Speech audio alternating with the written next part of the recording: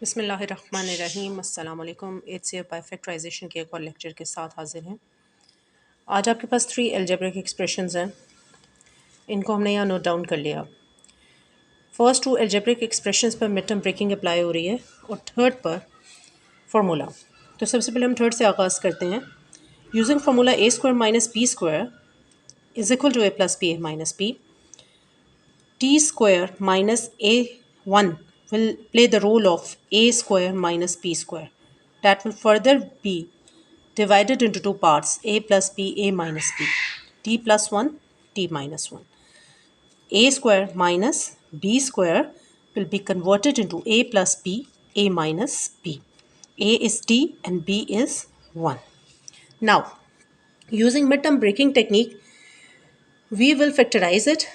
मैं वो तमाम स्टूडेंट्स जिन्होंने कुछ अर्सा पहले ही लेक्चर्स ज्वाइन किए हैं, मैं उनको ये बात क्लियर करती चलूँ कि लेक्चर नंबर 24 से onwards mid term breaking, factorisation की different techniques using formula factorisation, ये सारे लेक्चर्स आपको लेक्चर नंबर 24 से ऑनवर्ड्स मिल जाएंगे।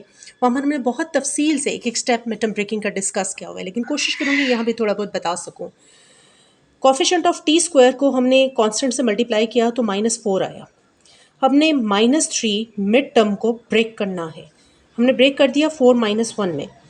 4 को जब -1 से मल्टीप्लाई करते हैं तो -4 भी आ जाता है और हमारी मिड टर्म भी ब्रेक हो जाती है।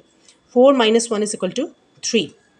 T square as it is, minus as it is, minus as it is, 4 as it is, T as it is और 3 मिड टर्म की जगह हमने 4 - 1 पुट कर दिया।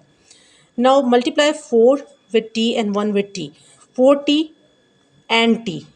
ओके, बाहर अगर प्लस है तो अंदर का साइन नहीं चेंज करना, बाहर अगर माइनस है तो अंदर साइन चेंज हो जाएगा। 4 will be converted into minus and minus will be converted into positive. इन दोनों में से हम कॉमन लेते हैं, t is common. First term को t पे डिवाइड किया तो t आंसर आया, सेकेंड टर्म को t पे डिवाइड किया तो t से कैंसिल हुआ, 4 आंसर आया। इन दोनों में कुछ कॉमन नहीं था, so we have written 1 and the leftover is t minus 4. So two factors t minus 4 and t plus 1 has achieved.